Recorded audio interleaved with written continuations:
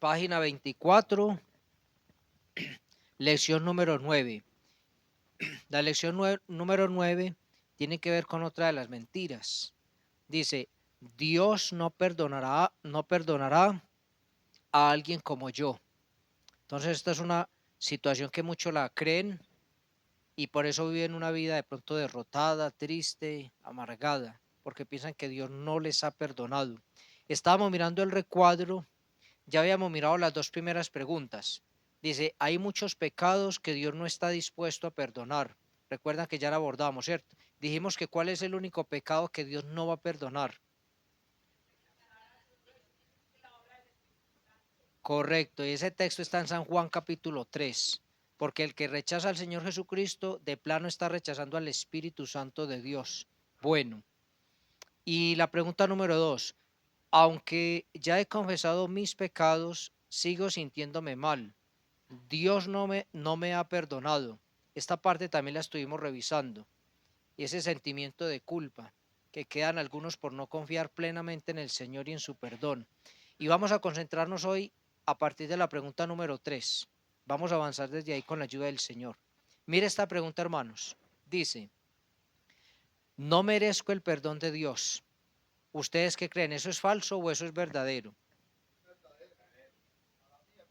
¿Quién dice que esto es falso?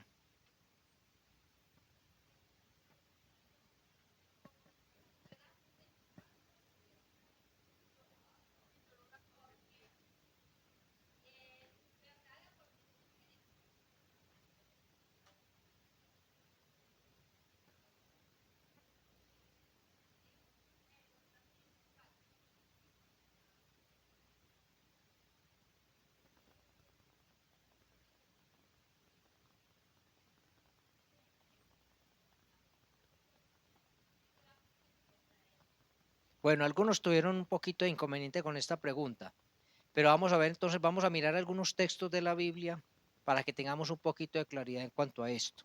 Vamos a revisar algunos textos. Para contestar este cuestionamiento que aquí, no merezco el perdón de Dios, aunque no está planteada como pregunta, sino simplemente como una, o sea, es un planteamiento que hace aquí el autor. No merezco el perdón de Dios. Vamos a irnos al Salmo 144. Salmo 144. Y vamos a revisar allí el versículo 3.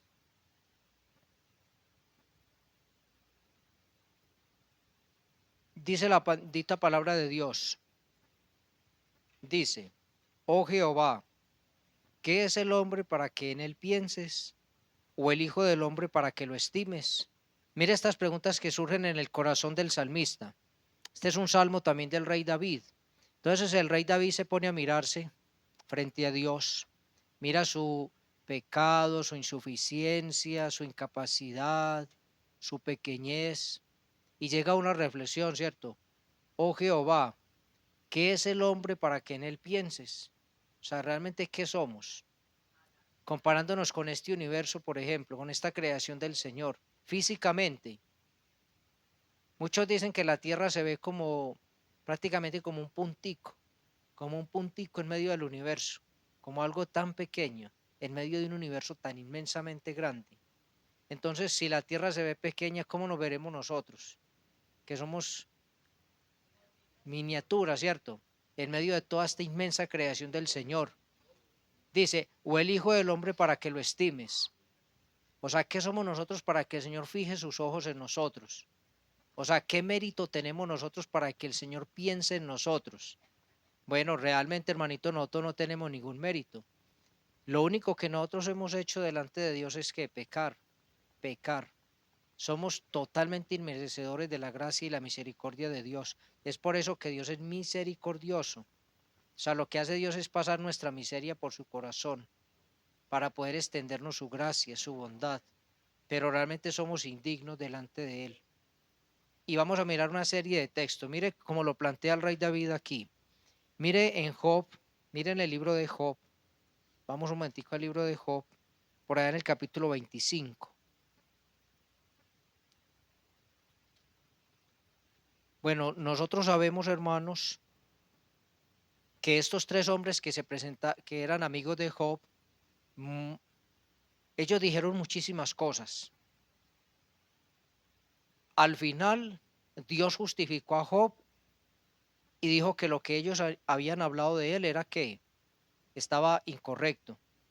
No porque lo que dijeron fueran cosas incorrectas, sino porque se las aplicaron a Job, o sea, de una manera incorrecta. Eso tiene que quedar claro. No es que ellos estuvieran diciendo barbaridades o cosas que estuvieran salidas de, digamos, del orden de Dios, no. Ellos dijeron verdades, solo que se las aplicaron incorrectamente a Job. O sea, ellos juzgaron equivocadamente a Job, que Dios conocía su corazón. Entonces aquí Bildad en el capítulo 25 está diciendo algo muy importante. Mire lo que él dice. Capítulo 25, versículo 1. Respondió Bildad suita y dijo: el señorío y el temor están con él. Él hace paz en sus alturas. Tiene sus ejércitos número. ¿Sobre quién no está su luz? ¿Cómo pues se justificará el hombre para con Dios? Tremenda pregunta hace este hombre aquí, ¿cierto? Está diciendo, ¿cómo pues se va a justificar el hombre para con Dios? O sea, ¿de qué manera el hombre se va a justificar delante de Dios? Él estaba pensando en Job en ese momento. Por eso fueron mal aplicadas estas palabras. Perdón. Pero realmente el planteamiento es correcto. Es correcto lo que está diciendo. ¿Cómo se va a justificar el hombre para con Dios? O sea, ¿qué le va a presentar el hombre a Dios para justificarse? Obras, palabras. ¿Qué le podemos presentar a Dios para justificarnos? Nada. Mira la siguiente pregunta. ¿Y cómo será limpio el que nace de mujer? O sea, ¿en qué manera puede uno limpiarse sin la ayuda de Dios, sin la intervención del Señor Jesucristo? ¿Cómo puede uno limpiarse? Eso es imposible. Es imposible. Por ahí Jeremías escribía que cómo podría un etíope, por ejemplo, cambiar, ¿cierto?, el tono de su piel, o un leopardo cambiar las manchas de su pelaje. O sea, eso es imposible. Es imposible. ¿Cómo será limpio el que nace de mujer? He aquí que ni aun la misma luna será resplandeciente, ni las estrellas son limpias delante de sus ojos. Cuánto menos el hombre que es un gusano, y el hijo de hombre también gusano. Mire, una expresión fuertecita, pero creo que tiene mucho sentido. Él está diciendo aquí, ¿cómo se va a justificar el hombre delante de Dios? Dice, ¿cuánto menos el hombre que es un gusano? Dice, o el hijo del hombre que gusano. Tal vez él miraba la iniquidad, el pecado, las cosas sucias, ¿cierto?, que hacemos los seres humanos. Y llega a un planteamiento como estos. Y Dios permite que esta porción quede en la palabra. Acordémonos que Dios nos compara a nosotros con la niebla, con la hierba que hoy es y mañana es cortada. O sea, realmente Dios quiere que nosotros seamos conscientes de que en verdad no somos merecedores de nada. Si nosotros estamos en las manos de Dios y con la salvación es por la mera gracia de Dios, únicamente por la gracia de Dios. Primera de Timoteo capítulo 1, muy conocido. Primera carta de Timoteo capítulo 1 y el versículo 15. También es muy conocido. Mire las palabras del apóstol San Pablo. Dice, leámoslo desde el 12. Vamos a leerlo desde el 12. Doy gracias al que me fortaleció, a Cristo Jesús nuestro Señor, porque me tuvo por fiel poniéndome en el ministerio, habiendo yo sido antes blasfemo, perseguidor e injuriador, mas fui recibido a misericordia, porque lo hice por ignorancia en incredulidad. Pero la gracia de nuestro Señor fue más abundante con la fe y el amor que es en Cristo Jesús, palabra fiel y digna de ser recibida por todos, que Cristo Jesús vino al mundo para salvar a los pecadores, de los cuales yo soy el primero. ¿Qué es lo que está admitiendo el apóstol San Pablo aquí? Que no merece realmente la gracia de Dios. Está diciendo prácticamente que de no haber sido por la gracia y la misericordia de Dios, él no hubiera sido recibido a misericordia. porque él se consideraba como el primero de todos los pecadores. Ahora uno se pregunta, el apóstol San Pablo, un hombre ya convertido al Señor, un hombre ya entregado por completo a la obra de Dios, porque cuando él escribió este pasaje de la Escritura, él ya había tenido un recorrido en la vida cristiana, unos años, cuando le escribía a Timoteo, ya había tenido unos viajes misioneros, y sin embargo, mire la expresión del apóstol San Pablo, él sigue considerándose como el primero de todos los pecadores, o sea, ni siquiera él se veía como digno de ser merecedor de la gracia y la misericordia de Dios. Y es lo que viene explicando en todos estos versículos. Entonces, por eso él dice que Cristo Jesús vino al mundo para salvar a los pecadores, de los cuales yo soy el primero. Y lo mismo lo expresó en otras cartas. Por ejemplo, cuando él escribe a los romanos, por ahí en el capítulo 5, versículo 8, dice, mas Dios muestra su amor para con nosotros, en que siendo aún pecadores, Cristo murió por nosotros. Ese versículo es muy importante también porque el texto no dice, vamos a buscarlo un momentico. Miren Romanos, es Romanos capítulo 5 y es el versículo 8.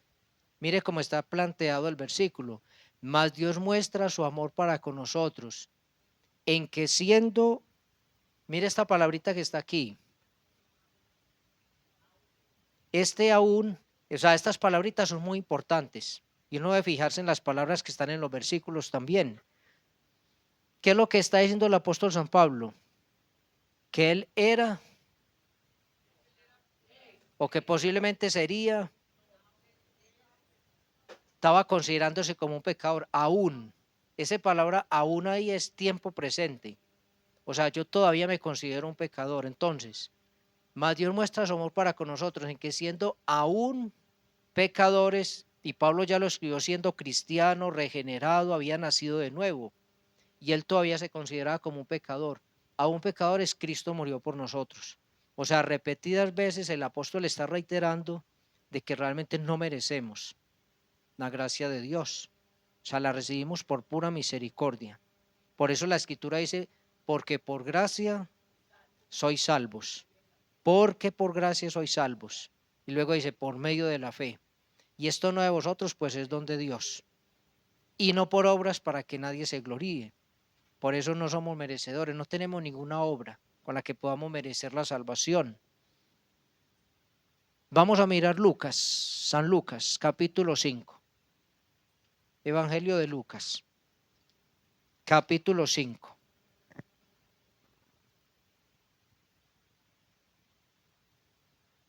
Y el versículo 8.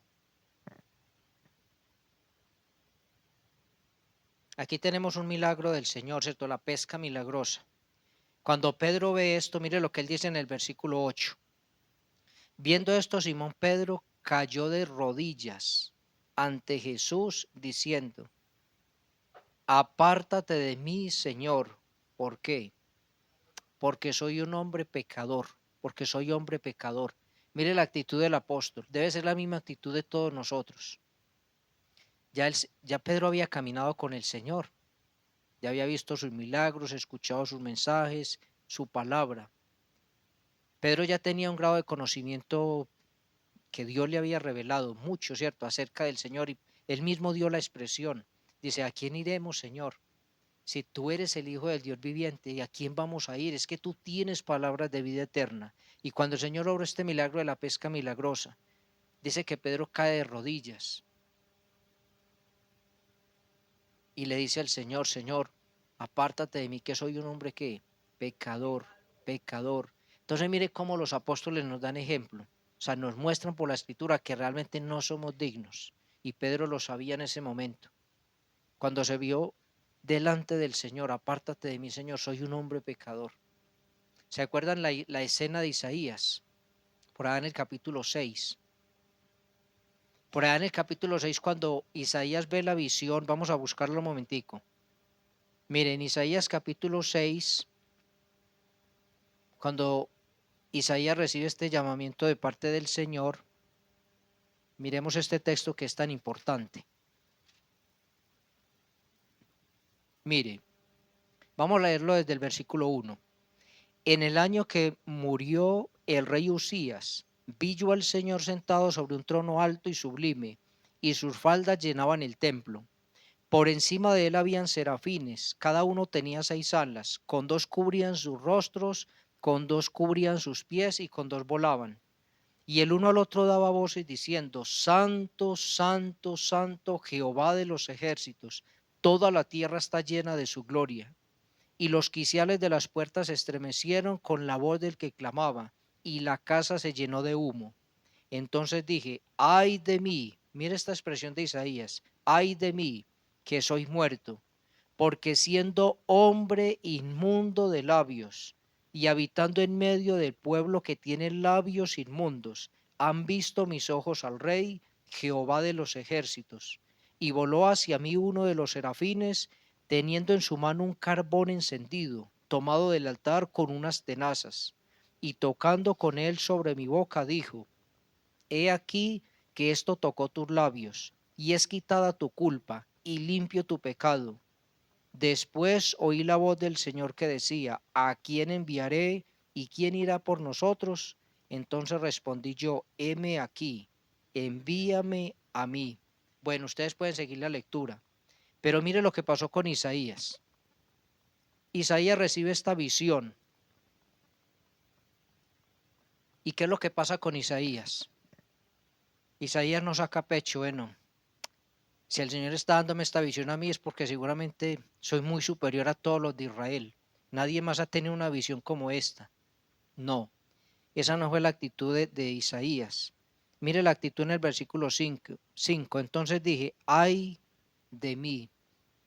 O sea, él se sintió realmente consternado, se sintió quebrantado. Ay de mí, que soy muerto. O sea, él, al ver esa imagen, ¿cierto? Esa gloria de Dios, dice, él sintió que iba a morir. O sea, él sintió que iba a morir. ¿Por qué? Porque él sentía y sabía que era un hombre inmundo de labios y que habitaba en medio de un pueblo con labios inmundos. Y él estaba viendo una visión de la gloria del Señor. Y por eso da esa expresión: ay de mí, que soy muerto.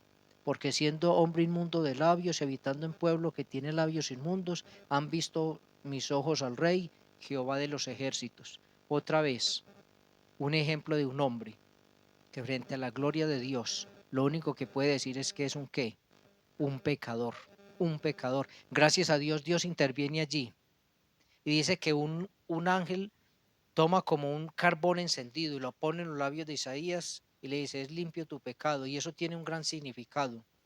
Hermanitos, cuando el Señor Jesucristo estuvo en la cruz del Calvario, cuando Él vino y murió por nosotros, Él tomó todo el juicio y la ira de Dios que debía caer sobre nosotros, para que nosotros fuéramos limpiados y perdonados, y para que Dios nos viera como justos y dignos delante de su presencia. Entonces, si tenemos alguna dignidad, es porque Dios nos la ha otorgado por medio del sacrificio del Señor Jesucristo, de ninguna otra manera. Lucas capítulo 18, San Lucas capítulo 18. Veamos otro ejemplo acá. Y el versículo 13.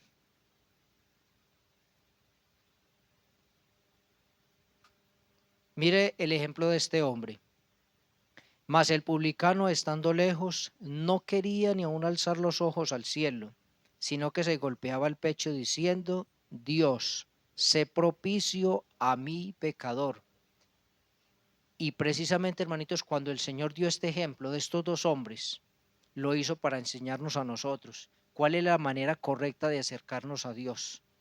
El fariseo estaba sacando pecho, dice que estaba orando consigo mismo, pero el publicano dice que ni siquiera quería levantar los ojos al cielo, simplemente se golpeaba el pecho diciendo: sé propicio a mi pecador. Entonces, otro hombre que reconocía que de ninguna manera podía justificarse delante de Dios, que era indigno del favor de Dios, pero estaba con un corazón como contrito y humillado, y la palabra del Señor dice que al corazón contrito y humillado no despreciarás tú, oh Dios. Eso nos lo enseña la palabra de Dios. Y vamos a mirar finalmente un texto en Daniel. Daniel, Libro del profeta Daniel, en el capítulo 9. Daniel capítulo 9.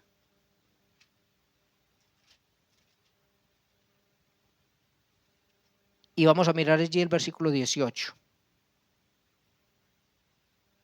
Dice la bendita palabra aquí. Esta es una oración del profeta Daniel. Inclina, oh Dios mío, tu oído y oye. Abre tus ojos y mira nuestras desolaciones y la ciudad sobre la cual es invocado tu nombre. Mira esta parte. Porque no elevamos nuestros ruegos ante ti, confiados en nuestras justicias, sino en qué, sino en tus muchas misericordias. Oye, Señor, oh Señor, perdona. Presta oído, Señor, y hazlo, no tardes, por amor de ti mismo, Dios mío, porque tu nombre es invocado sobre tu ciudad y sobre tu pueblo. Qué oración tan profunda la de Daniel aquí. Él también se consideraba una persona que indigna, y lo mismo que el pueblo. Él estaba orando, esto es una oración de confesión. Todo está del capítulo 9, parte del capítulo 9. Y él está orando y dice que él no se está acercando a Dios confiando en sus justicias, sino en las muchas misericordias de Dios. De esa manera es que él se está acercando. Entonces, hermanitos, esto contesta un poquito la pregunta o el planteamiento más bien que está en el recuadro. No merezco el perdón de Dios. Claro que no lo merecemos. Ninguno lo merece. Ninguno. Solo por la gracia de Dios lo tenemos. Por pura misericordia. Bueno, empezando la lección ahí dice la mentira. Dice la mentira toma varias formas. Lo que he hecho es tan terrible. Temo que Dios no podrá perdonarme. Tengo demasiados defectos. No soy digno. ¿Cómo puede Dios amar a alguien como yo? Temo que soy un caso perdido. Dios me ha dado oportunidades y no he sabido aprovecharlas. No sé si me dará otra oportunidad. Todos estos son planteamientos que pueden pasar en algún momento por nuestro corazón, aún como cristianos. De pronto a veces tomamos una mala decisión, cometemos una mala acción, decimos algo inadecuado y nos sentimos totalmente inmerecedores del perdón de Dios. Pensamos que tal vez Dios no pueda perdonarnos. Pensamos que hemos pasado los límites del perdón de Dios. Pero ¿qué dice la palabra? Vamos a revisar algunos textos. Mire, vamos al Salmo 51. Hermanitos, hay dos salmos que cuando ustedes tengan tiempito es bueno que los revisen, que tienen que ver mucho con el perdón, que es el Salmo 32 y el Salmo 51. Son dos salmos muy importantes. Son del rey David, precisamente cuando él estaba en esa situación que cometió. Mira el Salmo 51, versículo 14. Mire, por ejemplo, lo que dice el rey David aquí. Líbrame de qué? Líbrame de homicidios, oh Dios, Dios de mi salvación. Cantará mi lengua tu justicia. Yo a veces hablando con los compañeros de trabajo me dicen, yo no creo que Dios perdone a una persona que mate a otro o que le quite la vida a un niño, por ejemplo. Como a veces está uno almorzando y ve los noticieros y presentan esos casos tan horribles de hombres que cogen estos niños y los violan, los matan y los entierran por ahí. Y dicen los compañeros, eso no se lo va a perdonar Dios. Se va a podrir en el infierno por eso. Pero saben, hermanos, que mire el caso del rey David. El rey David está confesando a Dios pecados muy graves. El rey David comete adulterio, pero también comete ¿qué? Homicidio. Urías Eteo, muerto por orden del rey David. Lo pone ahí al frente de la batalla para que lo maten y efectivamente le quitan la vida. Hermano, un crimen fuerte. David pudo haberse quedado en la completa derrota. O sea, pudo haber quedado como un derrotado espiritual, como una persona totalmente caída y quedarse en esa condición. Pero David tomó el otro camino, el camino correcto, el camino de confesar a Dios el pecado y rogar su perdón y recibir su perdón. Porque cuando él está aquí en el Salmo 51, en el 32, él está prácticamente derramando su corazón. Este Salmo 51 es fuerte, es un salmo precioso, Tiene versículos muy fuertes. Por ejemplo, en el versículo que me encanta a mí, aunque todo este salmo me encanta, pero por ejemplo uno lee el versículo 10 y él está diciendo a Dios: crea en mí, oh Dios, un corazón limpio y renueva un espíritu recto dentro de mí. No me eches de delante de ti, y no quites de mí tu Santo Espíritu. Vuélveme el gozo de tu salvación, y espíritu noble me sustente. Había caído en una desgracia tan terrible que el gozo de su salvación estaba perdido, su comunión rota. No podía cantar con la libertad como el dulce cantor de Israel, pero no tenía esa libertad para hacerlo hasta que confesó su pecado. Y el Salmo 32,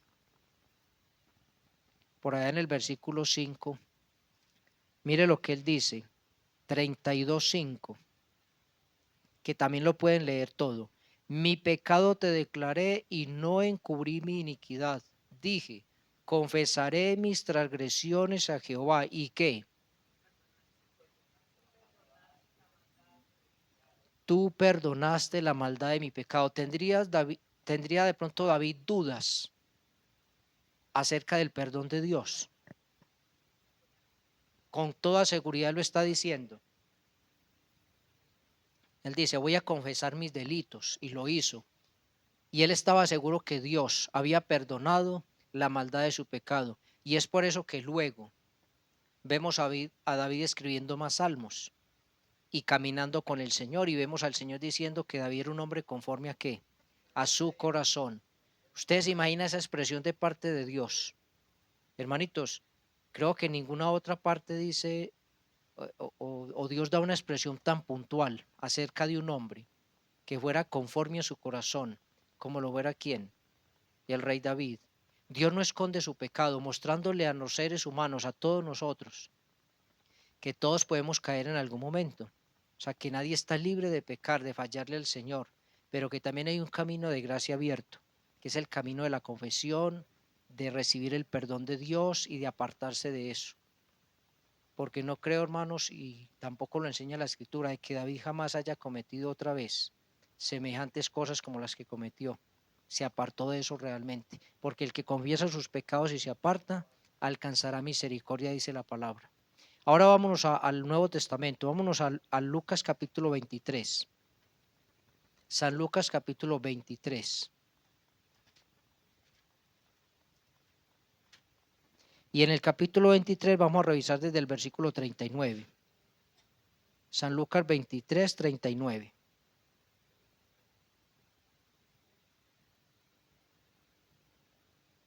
Mire lo que dice la palabra aquí.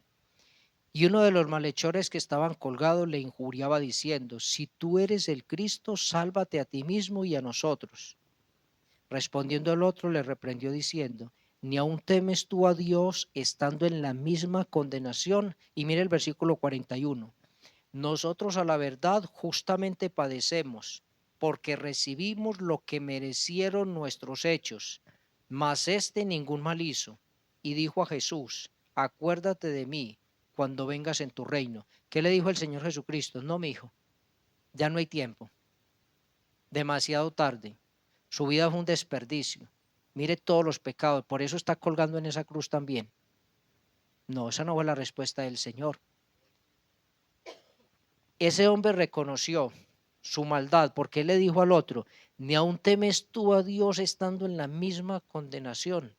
Nosotros, le está diciendo al otro ladrón, nosotros estamos aquí pagando lo que hicimos. O sea, estamos aquí pagando lo que hicimos. Esto es lo que merecemos. Dice, pero este ningún mal hizo. Y luego dirige esas palabras al Señor: acuérdate de mí cuando vengas en tu reino. ¿Qué le responde el Señor? De cierto te digo que hoy. No es como dicen los testigos de Jehová: de cierto te digo, hoy estarás conmigo en el paraíso. No, el Señor le está diciendo: de cierto te digo que hoy estarás conmigo en el paraíso. Son dos cosas muy diferentes. Entonces le afirmó que ese mismo momento, cuando él partiera, cuando él entregara al Espíritu en esa cruz, que iba a morir también, en ese momento iba a pasar a la presencia de Dios, iba a estar con él. Esa es la promesa que Dios le hizo. ¿Y dónde estará ese hombre en este momento? ¿Dónde estará el alma de ese hombre en este momento? ¿Ustedes creen que Dios no le iba a cumplir esto? Claro que sí. Y era un indigno pecador, pero lo reconoció y aceptó el perdón de Dios en ese momento. Entonces un bonito ejemplo. Mire el capítulo 8 de San Juan. San Juan capítulo 8.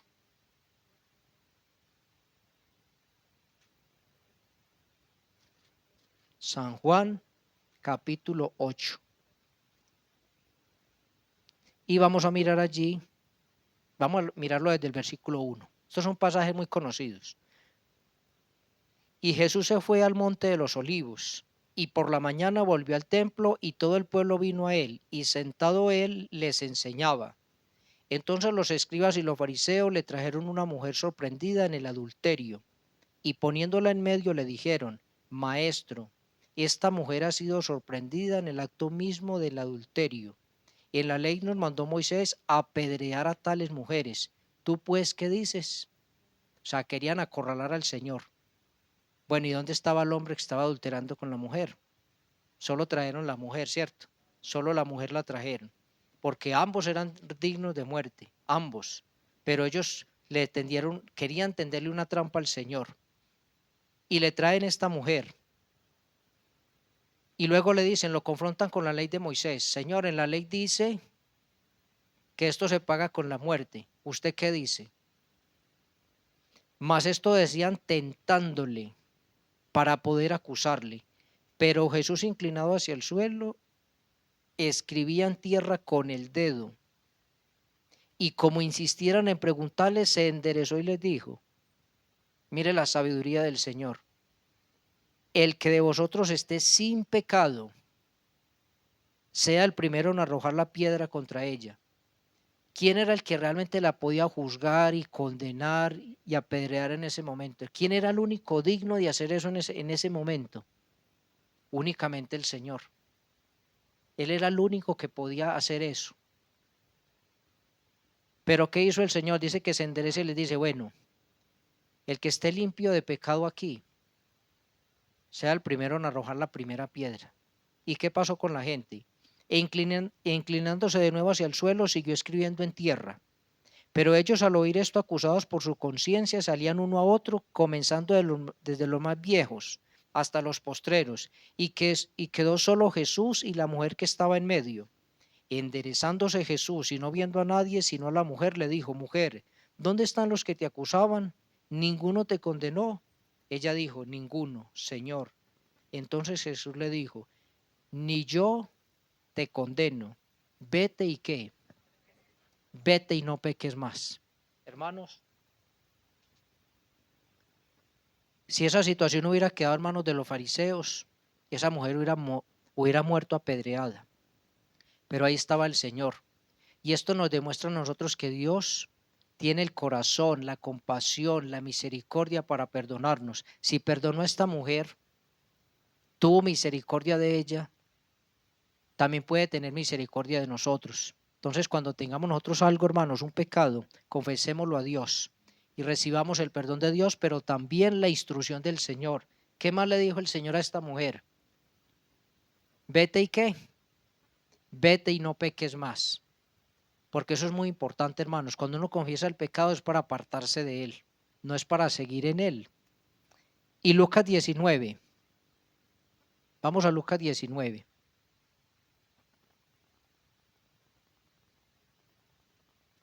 Porque aquí hay una serie de objeciones en la lección y estos casos nos ayudan a entender un poco cómo se extiende la gracia y misericordia de Dios. Mire, aquí en el capítulo 19 de San Lucas tenemos otro caso. Desde el versículo 1. Mire lo que dice: habiendo entrado Jesús en Jericó, iba pasando por la ciudad, y sucedió que un varón llamado ¿qué? Zaqueo, que era jefe de los publicanos y rico, procuraba ver quién era Jesús, pero no podía a causa de la multitud, pues era pequeño de estatura. Y corriendo delante subió un árbol de sicómoro para verle, porque había de pasar por allí. Cuando Jesús llegó a aquel lugar, mirando hacia arriba, le vio y le dijo: Zaqueo, date prisa, desciende, porque hoy es necesario que pose yo en tu casa. Entonces él descendió a prisa y le recibió gozoso. Al ver esto, todos murmuraban diciendo que había entrado a posar ¿con quién? Con un hombre pecador. Entonces Zaqueo, puesto en pie, dijo al Señor: He aquí, Señor, la mitad de mis bienes doy a los pobres, y si en algo he defraudado a alguno, se lo devuelvo cuadruplicado. Jesús le dijo: Hoy ha venido la salvación a esta casa, por cuanto él también es hijo de Abraham, porque el Hijo del Hombre vino a buscar y a salvar ¿qué? Lo que se había perdido. Entonces, que no nos quede dudas, hermanos, que aunque no somos dignos del perdón de Dios, Dios otorga su perdón a todo aquel que se arrepiente. Este hombre dice que era rico, seguramente mucha de esa riqueza que él tenía la había adquirido como publicano, cobrando más de lo que era justo, de lo que debía de cobrarse. Y por eso él dice y está dispuesto, dice: Señor, la mitad de mis bienes lo doy a los pobres, y si en algo he defraudado a alguno, se lo devuelvo 4 tantos más. Tal vez en ese momento, cuando él se ve confrontado con el Señor, él sabía cuál era el talón de Aquiles, ¿cierto? La parte del dinero. Pero él estuvo dispuesto, y creo, hermanos, estoy convencido de que Zaqueo hizo eso. Él hizo eso porque el Señor se lo dice, hoy se lo dijo: hoy ha venido la salvación a esta casa. Tremendo, ¿cierto? Entonces los fariseos lo señalaban: usted está con un pecador, pero él vino a buscar y a salvar lo que se había perdido. Dice aquí en la lección la verdad. Dice: esta mentira, como muchas, es una mezcla de verdad y de mentira. Por un lado, la persona está en lo correcto cuando dice que no es digno, reconoce que todavía peca y no se siente digno del perdón de Dios. El problema es que ha llegado a creer que no hay remedio para sus pecados. ¿Por qué? Tal vez porque los pecados son demasiados, o porque ha repetido los mismos muchas veces, o porque se siente imposibilitado de vencer sus debilidades. Esta persona probablemente cree que Dios no perdona a los que Dios perdona a los que pecan menos, pero no a él o a ella. ¿Ustedes qué piensan de este planteamiento que hay aquí? De lo que dice aquí. ¿Será que hay personas que se sienten así? ¿Hay personas que dicen: no, pues probablemente Dios perdona al vecino que se ve como más limpio, más justo, pero yo, con toda esta miseria que tengo encima, ¿qué me va a rescatar el Señor? O sea, ¿qué esperanza tendré yo? Por eso nosotros debemos proclamar el Evangelio, mis hermanos, porque Dios extiende su perdón a toda criatura, y todo el que se arrepienta recibirá el perdón de Dios, esté hundido en lo que esté hundido. Mira el punto número 1 que aparece ahí. Ahora sí vamos a meternos con este punto. Dice: ¿de dónde vienen estas dudas? Vamos a leer la palabra del Señor en Apocalipsis capítulo 12. Mire, Apocalipsis capítulo 12.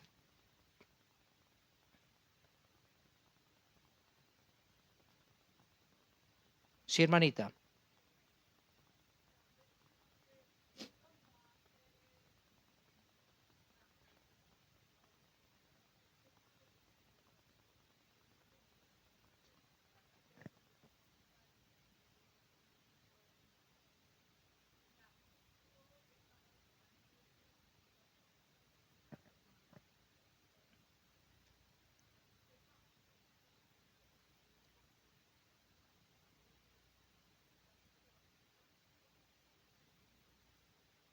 Correcto.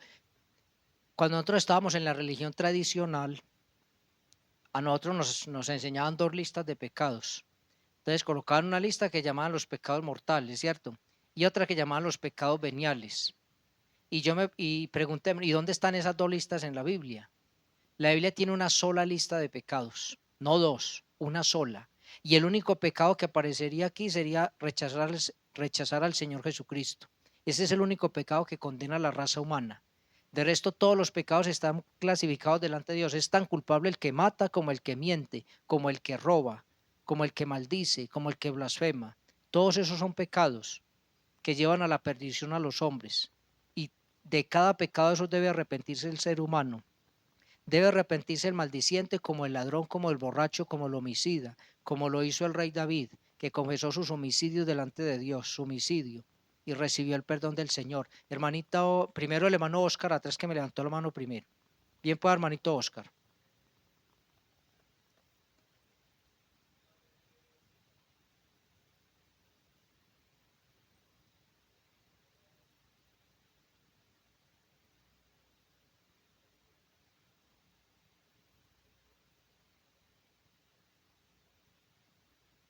Que la respuesta que él recibió fue ¿qué?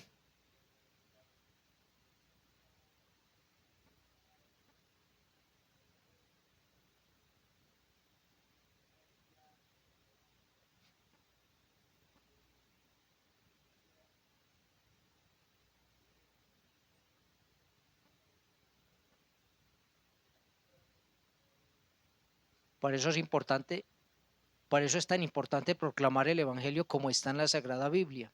Mostrarle a la persona que la sangre de Jesucristo, su Hijo, dice la Escritura, nos limpia de todo pecado. Porque vamos a encontrar personas, yo me he encontrado tal vez unos 2 o 3 casos de personas que me han dicho que no, que Dios no los va a perdonar. O sea, que ellos han cometido cosas tan aterradoras que no merecen o que no, o sea, que Dios no va a estar dispuesto a perdonarlos. Pero hay que mostrarles con la palabra que si se arrepienten Dios los puede perdonar. Hermanita Elizabeth.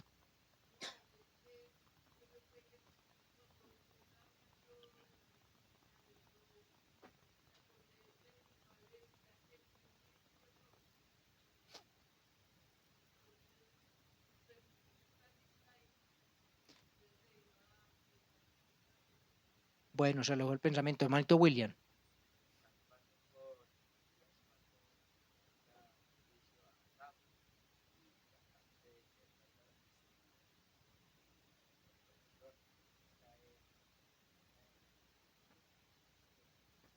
Correcto, lo que dice el hermanito William es muy correcto. Mire, ustedes, cuando uno estudia la historia de los reyes de Israel, uno va a notar que hay algunos, y de Judá, hay algunos que fueron realmente perversos, como Acab. Pero cuando Acab estuvo dispuesto a quebrantarse delante de Dios, Dios vio eso y detuvo el juicio, porque él se humilló delante de Dios. Hubo un momento en que él se humilló y Dios detuvo un juicio. Y lo mismo pasó con otros reyes, que en algún momento ellos frenaron lo que estaban haciendo, se volvieron, reaccionaron y Dios detuvo el juicio, ¿cierto? El castigo, lo que iba a hacer. Bueno, entonces estamos aquí en el punto número 1. ¿De dónde vienen estas dudas? Mire Apocalipsis capítulo 12, versículos 9 y 10. Vamos a leerlos y miramos las respuestas que ustedes tienen allí. 9 y 10. Y fue lanzado fuera el gran dragón, la serpiente antigua que se llama Diablo y Satanás, el cual engaña al mundo entero, fue arrojado a la tierra y sus ángeles fueron arrojados con él. Entonces oí una gran voz en el cielo que decía: ahora ha venido la salvación, el poder y el reino de nuestro Dios y la autoridad de su Cristo, porque ha sido lanzado fuera el acusador de nuestros hermanos, el que los acusaba delante de nuestro Dios día y noche. Entonces vamos a mirar estas preguntitas que hay aquí. ¿De dónde vienen estas dudas?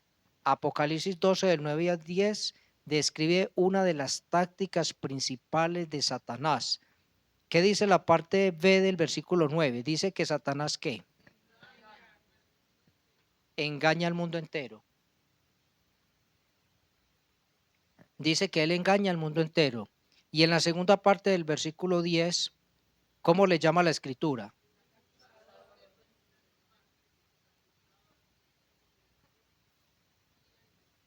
Correcto. Entonces, ¿cuál es uno de los trabajos de Satanás? Mire, si algo quiere Satanás también lograr en la vida de una persona es meterle o sembrarle en el corazón que esa persona no merece el perdón de Dios, que nunca lo va a obtener, que nunca lo va a recibir, que está tan miserable y tan perdido que por más que haga, que por más que busque, por más que intente, nunca va a recibir el perdón de Dios. Y él, cada vez que un cristiano peca, él está delante de Dios, acusándolo. Vamos a mirar algunos ejemplos. Mire, la palabra diablo, ¿qué significa?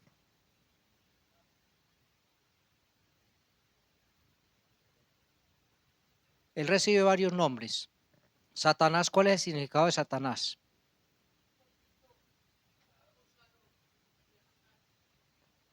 El significado de Satanás es adversario o enemigo de Dios. Y el significado de la palabra diablo, acusador. Diablo es acusador. Entonces, cuando él recibe un nombre en la Biblia, ese nombre va unido a algo que él está haciendo. Entonces, si él es Satanás es porque es adversario de Dios. Si es diablo es porque es acusador. ¿Y a quién está acusando él? ¿A los incrédulos? ¿A los cristianos? Vamos a mirar. Revisemos algunos pasajes de la Escritura. Miremos, por ejemplo, Zacarías capítulo 3. Zacarías capítulo 3.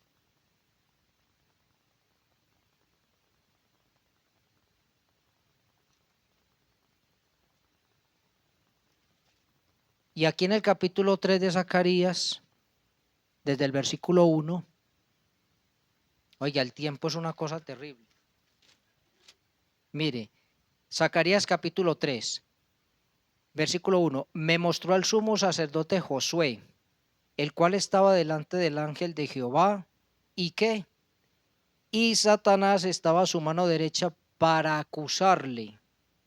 Y dijo Jehová a Satanás, Jehová te reprenda, oh Satanás, Jehová que ha escogido a Jerusalén te reprenda. ¿No es este un tizón arrebatado del incendio? Y Josué estaba vestido de vestiduras viles y estaba delante del ángel.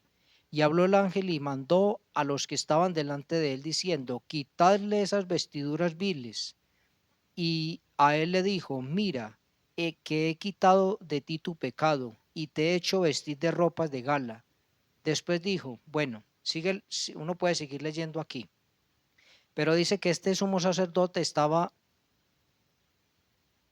delante del ángel de Jehová, estaba delante del Señor Jesucristo, pero dice que Satanás estaba a su mano derecha para qué, acusarle, como una forma de decirle, Señor, y usted va a usar a este, mire esas vestiduras viles que tiene, un vil pecador y usted lo va a usar como sumo sacerdote, mire lo vil que es, lo pecador que es.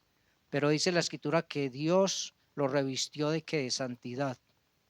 O sea, Dios quitó esas vestiduras viles que él tenía y lo hizo digno para ocupar ese lugar de sumo sacerdote. Y nosotros, hermanos, ¿nosotros qué podemos decir? Pecadores, le fallamos al Señor.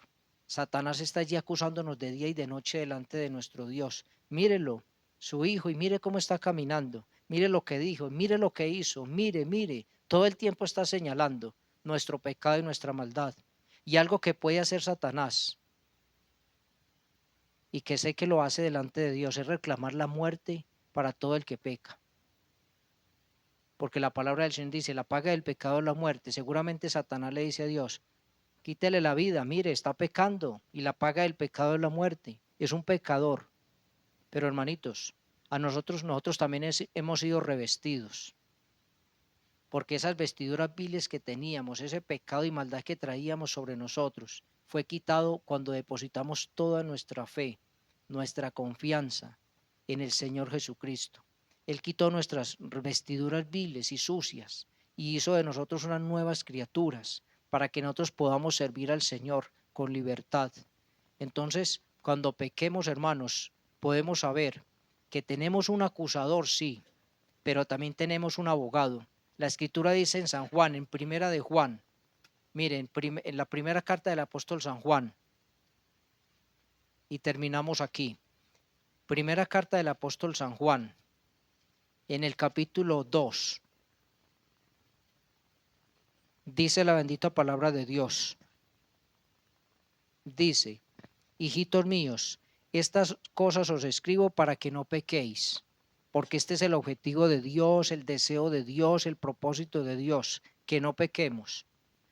Y si alguno hubiere pecado, abogado tenemos para con el Padre, a Jesucristo el justo, y Él es la propiciación por nuestros pecados, y no solamente por los nuestros, sino también por los de todo el mundo. Entonces, hermanitos, cuando cometemos un pecado, confesémoslo a Dios, que aunque Satanás está allí para acusarnos, también está nuestro Señor para interceder por nosotros.